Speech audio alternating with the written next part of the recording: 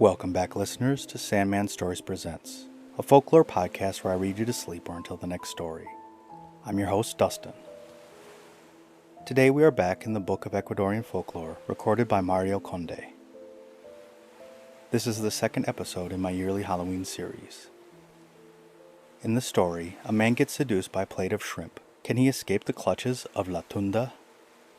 And for a little bit of background, Esmeraldas is a section of Ecuador that has a large Afro-Ecuadorian community, and this is a story from their culture. And a big thank you again to Mario Conde for letting me cover your stories. Okay, let's begin. La Tunda. La Tunda is a spirit in the body of a woman who inhabits the wild scrubland of Esmeraldas. Adults and young people, men and women, boys and girls, everyone has at some point heard of her, or listened to her seductive songs, or have smelled from afar the irresistible aroma of her cooking. Some, like Uncle Pasqual, have endured her presence up close. According to Uncle Pasqual, the oldest of all the old men in Playa de Oro, La Tunda is a robustly built black woman with one leg in the form of a large wooden whisk and a scarf on her head. She lives up in the hills and comes down to the streams to bathe and fish for shrimp and crab. She knows how to cook, sing, and pray, and she can transform herself into whatever form she wishes, man, woman, or animal. With these talents, she is able to bewitch the black men and women who live along the Ecuadorian coast and carry them away to live with her in the bush. Uncle Pasqual tells us that many years ago, he went to bathe in the river. He was resting, stretched out on the beach, when he heard an extraordinary song, different than any sound he had ever heard uttered by birds, monkeys, reptiles, or any other inhabitant of the bush. Startled, he stood up and tried to head back into town, but it was too late. At that moment, he heard a mysterious song. Ooh.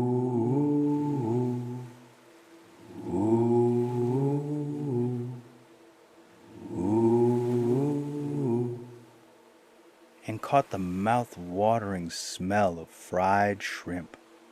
Uncle Pasqual had heard that if someone should come across La Tunda, they should run away saying, "Ay carajo!" The smell of the food, however, was so irresistible that he advanced deeper into the bush. He had not gone very far when he reached a clearing in the dense undergrowth. There, with her back to him, and crouching in front of 3 stones, forming a kind of campfire, was a robust woman preparing food, from which drifted a delicious smell. Feeling faint, Uncle Pasqual inched towards the woman. He was shocked and surprised from head to toe when the woman turned around. She wore a scarf over her head.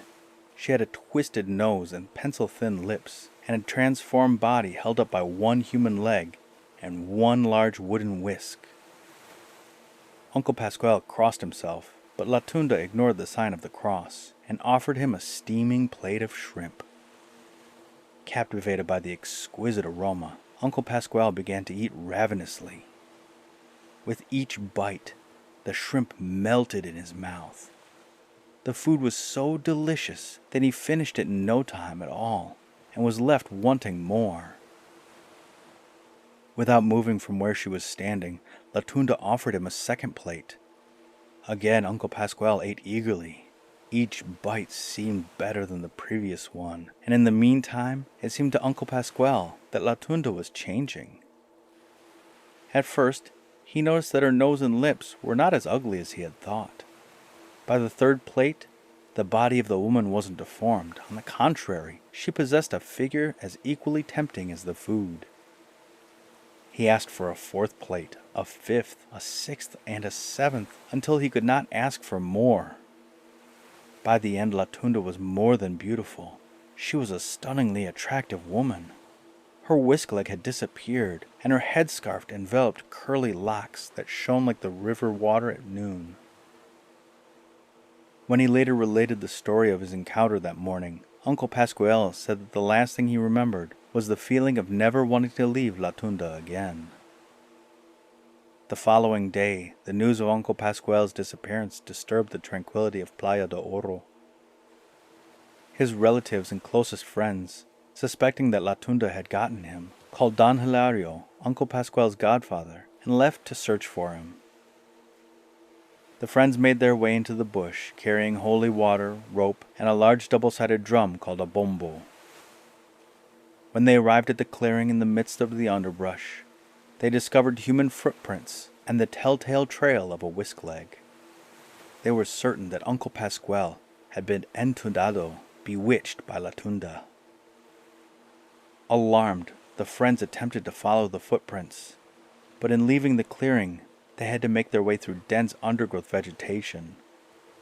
Without another solution, they opened a path with a machete in hand, singing Maria Pastora, Piedad Maria, a religious song La Tunda did not like. Don Hilario meanwhile shouted to his godson, "Pasqual, Pasqual, here is your godfather!" But the only response he received was silence. Hours upon hours passed as they walked and sang in the hot scrubland, until the rustling of dry leaves put them on alert. At that moment, the person carrying the drum began to beat it monotonously as the others ardently chanted the song Maria Pastora. They sang and played, they played and sang, and suddenly the thick brush quivered sharply as if a beast were trying to escape. It seemed that the drumming and singing of Maria Pastora had scared La Tunda off, but it was necessary to prevent Uncle Pasqual from following her. So Don Hilario began to shout with all his strength, "Pasqual, Pasqual, do not go over there. Come quickly over here, or else La Tunda will carry you away." Silence. The brush, thick with branches, didn't move. It was said later that the thousands of insects living in their bush fell quiet, their songs hushed. Then a path through the thicket opened violently, yielding to a human figure, clothing torn to shreds and a body covered in mud. It was Uncle Pasqual, who snarled and bared his teeth like a wild animal cornered.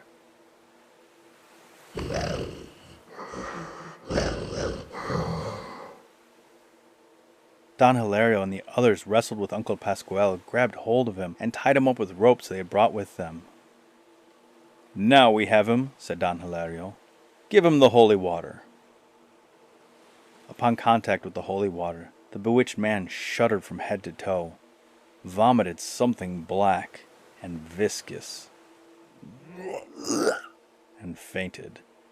Uncle Pasqual explained that he did not awake until the next day, but they kept him tied up at his house for almost 3 months until he was slowly disenchanted, freed from La Tunda's spell, and had regained his sanity.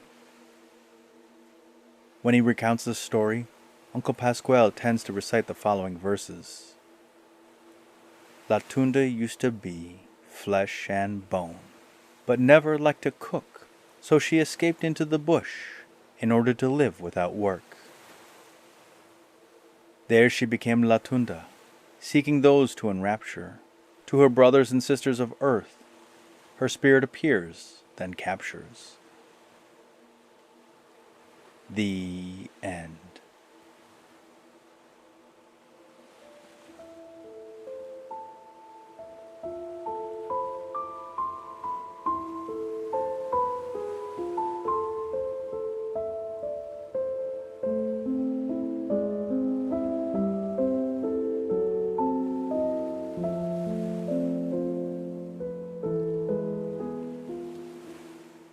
I love that La Tunda was seducing people with plates of food.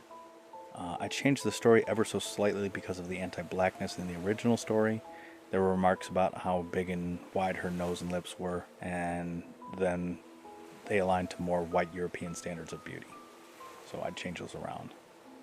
Still, I love that a story from the Afro-Latino community in Ecuador was in this collection of stories. Thank you for listening to the second installment of my Halloween extravaganza.